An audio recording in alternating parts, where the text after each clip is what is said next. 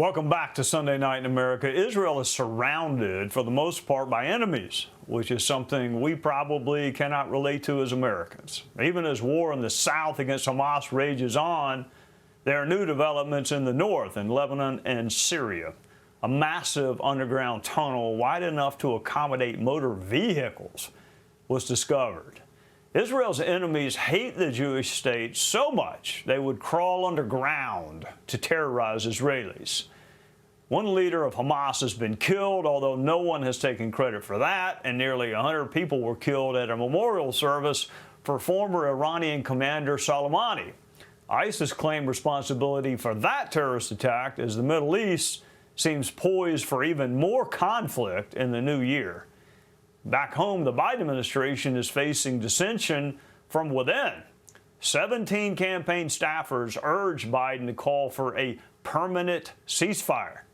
Joining us now is former acting Undersecretary of State and Ambassador at Large, Nathan Sales. Mr. Ambassador, thank you for joining us. Welcome. Happy New Year. Tunnels to the south and north, and we're barely removed from the atrocities of October, and yet there are growing calls for Israel to stop.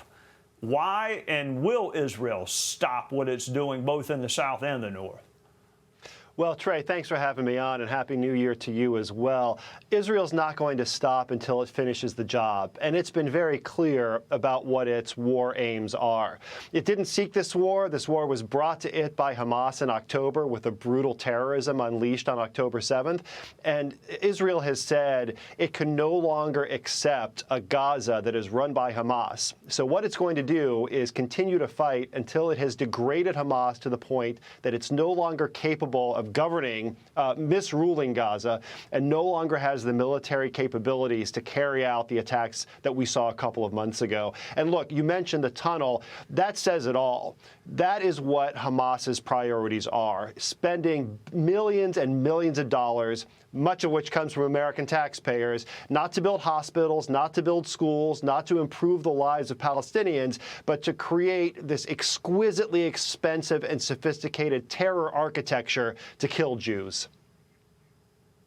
All right, a Hamas leader was killed. How significant, what role did he play? How significant was it? And does it really change anything in terms of the structure of Hamas? Right. So we're talking about al-Arouri. This is one of the top leaders in Hamas. He had been designated as a terrorist by the United States back in 2015. During the Trump administration, we announced a $5 million bounty on his head for information leading to his arrest. He was a very important figure in Hamas in terms of its political leadership, but he was also a key figure in terms of planning attacks. Back in 2014, he oversaw a kidnapping operation in which 3 Israeli teenagers were captured in the West Bank and ultimately murdered. One of those people was a dual American citizen, which explains why this guy has been on the radar screen for the United States.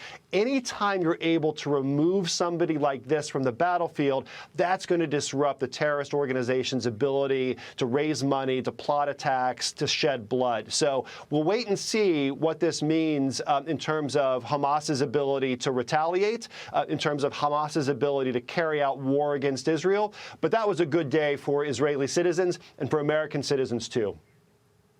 All right, I want to switch gears with you, Ambassador. ISIS, I think, claims it detonated devices, killing almost 100 people at a service for Soleimani. Why? How does that help ISIS to be at war with Iran? Well, ISIS has no love for Iran. These two entities are different sides of the Islamic theological spectrum. ISIS fighters tend to be Sunni. The Iranian regime, of course, is a revolutionary Shia regime.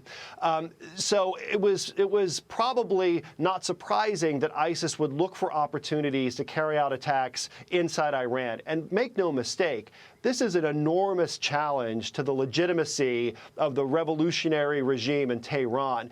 They have been spending the past several decades suppressing their own people, shooting protesters, beating young girls to death for the crime of showing their hair in public.